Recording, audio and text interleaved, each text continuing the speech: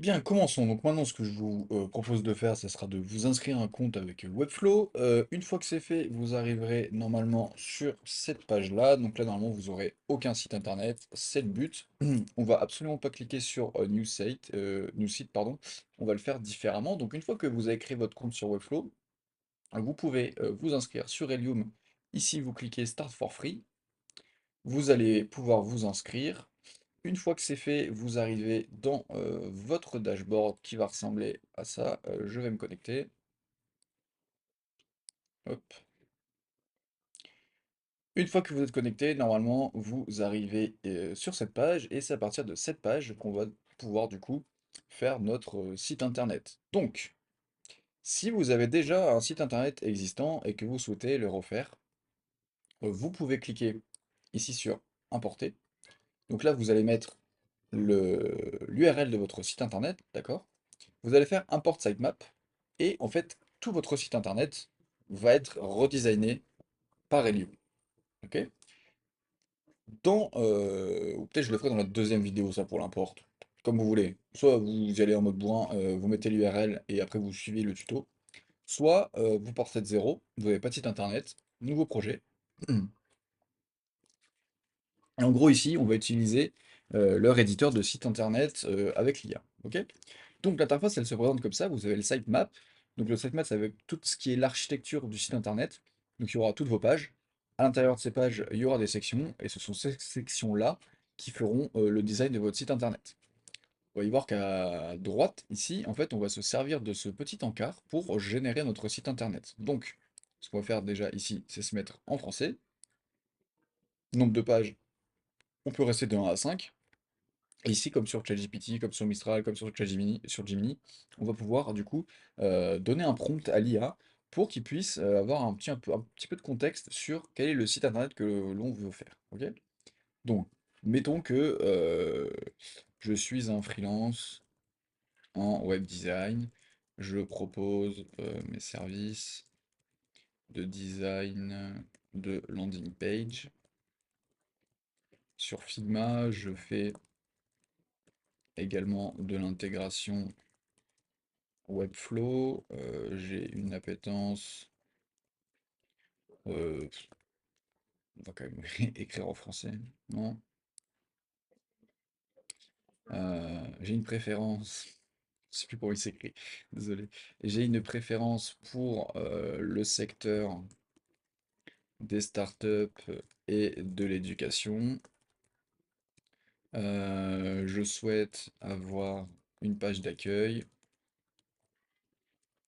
une page à propos, une page service, une page contact.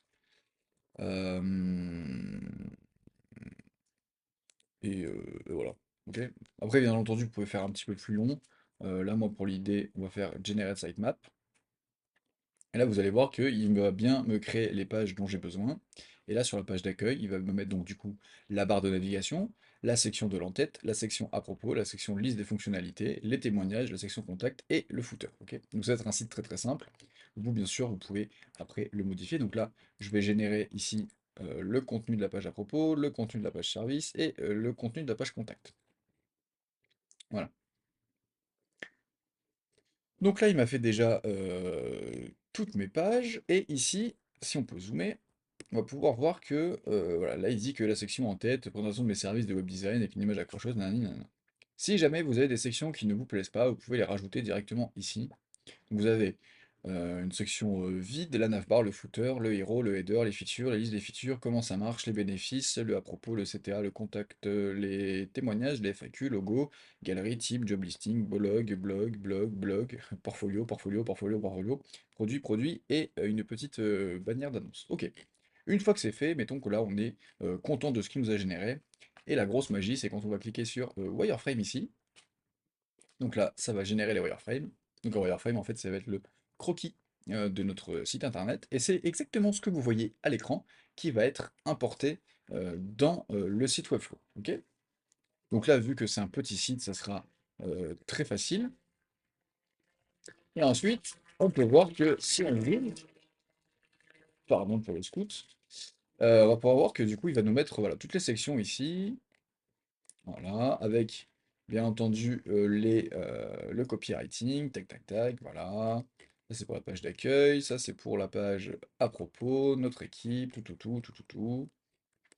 La page service et la page contact. Ici, vous voyez bien que sur la page contact, il y a un petit problème, parce qu'il y a deux fois les trucs contact, les emplacements, du coup, moi je suis solo. Donc en fait, vous avez juste à cliquer sur la section backspace et ça vous supprime le truc. Ici, on peut supprimer ça. Si jamais il y a des blocs qui ne vous plaisent pas, par exemple le bloc équipe, ça on s'en fout. Si par exemple ce bloc-là il ne vous plaît pas, vous pouvez cliquer sur Replace Component et du coup il va vous proposer quelques composants pour la partie wireframe. Ce que je vous conseille ici, c'est qu'on s'en fout si les blocs ne vous plaisent pas, d'une certaine manière.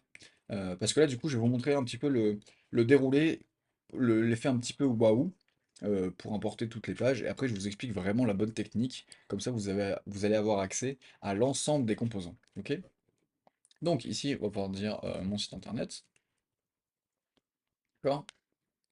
Et donc là, mettons qu'on a fini. On revient ici sur le dashboard. Et en fait, pourquoi je vous dis qu'on s'en fout? C'est-à-dire que dans les composants, ici, si on va dans les composants marketing, vous avez plus de 1000 composants à disposition.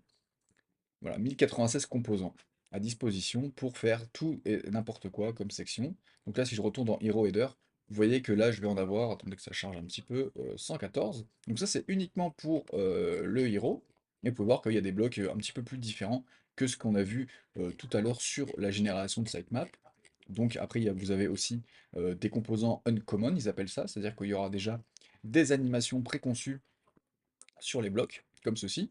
Là, vous voyez, quand en fait je vais zoomer, en fait l'animation c'est au scroll.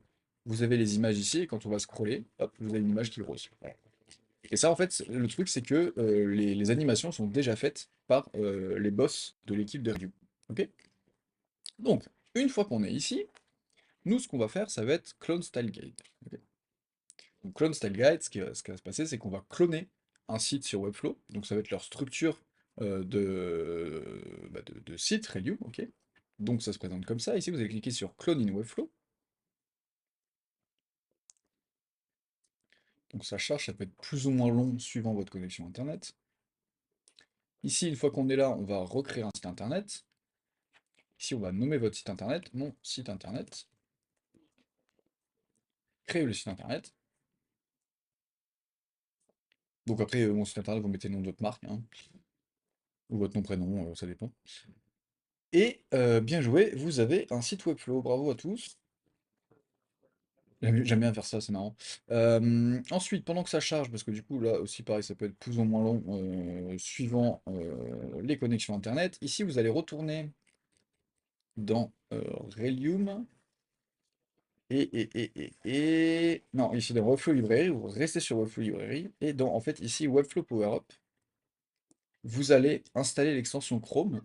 Donc, si vous n'avez pas Chrome, je vous encourage à télécharger Chrome, parce que Safari, il prend pas en charge les extensions Chrome. Vous pouvez utiliser Arc, le navigateur que j'ai actuellement, ou, euh, ou un Chromium, ok?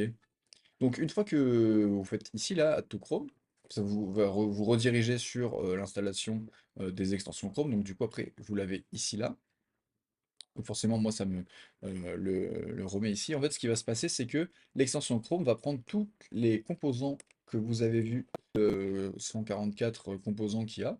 Et en fait, ça va pouvoir, plutôt que de faire des allers-retours, de switcher de page, de prendre tel composant, tel composant, tel composant, etc., en fait, on va pouvoir récupérer tous les composants directement dans notre site Webflow. Alors, je vais retrouver le site. Voilà. Donc là, on est bien sur Webflow.